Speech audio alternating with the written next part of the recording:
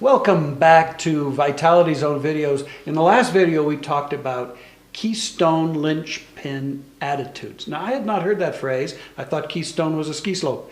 But a keystone, I've since learned, is that little central rock or stone in an archway that holds the whole thing up or it collapses. That's very cool. A keystone linchpin habit. We thought we'd have James give us some examples and some recommendations of the kind of things you can start doing that let you get the momentum going into success.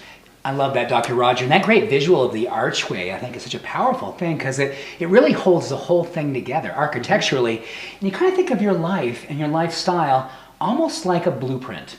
When you think of the Vitality Zone, we talked about this idea. This is a blueprint for creating an amazing life. And this is a blueprint for creating an amazing day.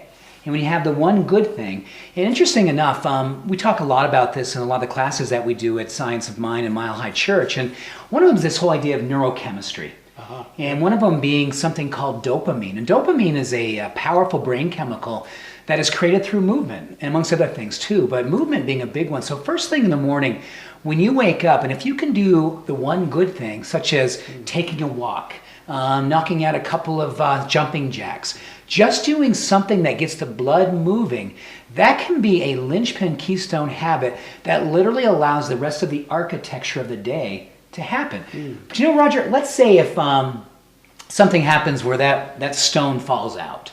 For some reason you got up a little bit late and all of a sudden you say, gosh, well no, movement's not going to happen. And you're thinking, what can I do to get myself back on track? And it could be that 3 o'clock in the afternoon when you're craving sugar. What could you do to help yourself navigate? And some of the things I always think about, when Dr. Roger and I were working together a few years ago, we were starting this whole idea of working together in the world of vitality.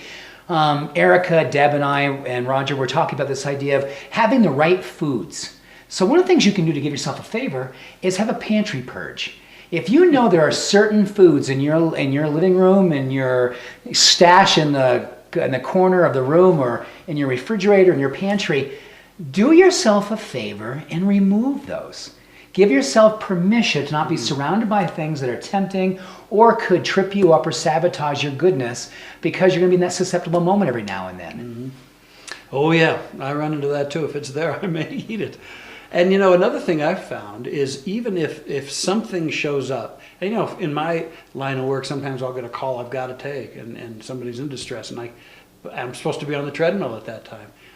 I get done with that call, even if I go 10 minutes on the treadmill when I had scheduled 30, at least I've done something that's gotten me into the flow of the patterns that I know support my well-being. And I'm more likely to do the other things in the day that are supportive of me because I at least did that. And then I can get more time in later on. That's another thing I've found. That's a powerful one. I think of two things I want to finish with. Number one is probably the idea that when you get yourself into a place where you're trying to be perfectionism, when you're in a place where you're trying to be really, if you will, coming from a place, I've got to do it all right, the chances are you're going to most likely do at least one thing wrong. And this is a beautiful opportunity, I think, to give yourself permission to be working on optimalism. What's optimum for the given circumstance? Because like you said, when all of a sudden your exercise 30-minute intention went down to 8, be blessed and give your best for that 8 minutes. That's optimalism. And then I'll give you an encouragement. I think it's really coming down to that simple principle that, you know, your spiritual integrity, your physical character, if you will, comes down to closing the gap on our good intentions. And there, with the more that we can have an intention and then actually follow through, whether it's 4 minutes, 8 minutes, eating carrots versus having the crunchy candy bar, all those little goods will help to close the gap. And at the end of your day, if you want to know, no matter what happened during that day, that it wasn't optimum and all the way you wanted to have it, but it was something that was the good as you could do, give yourself permission to write down 2 or 3 things that you were grateful for before you fall asleep. Because studies show that just that simple 2 or 3 minutes of actually taking stock about your good and reciting your gratitude is one of the most powerful catalysts for the following morning to get up and get off this day with a very good first linchpin habit. It's a pretty awesome opportunity for us. No matter what the day starts, you can always finish strong. Because the very moment you wake up and step out of that bed, you're at a crossroads. Am I going to go down the resistance and the old habits, or am I going to do something that gets me on the path I want to walk? Do something positive, even if it's a little thing.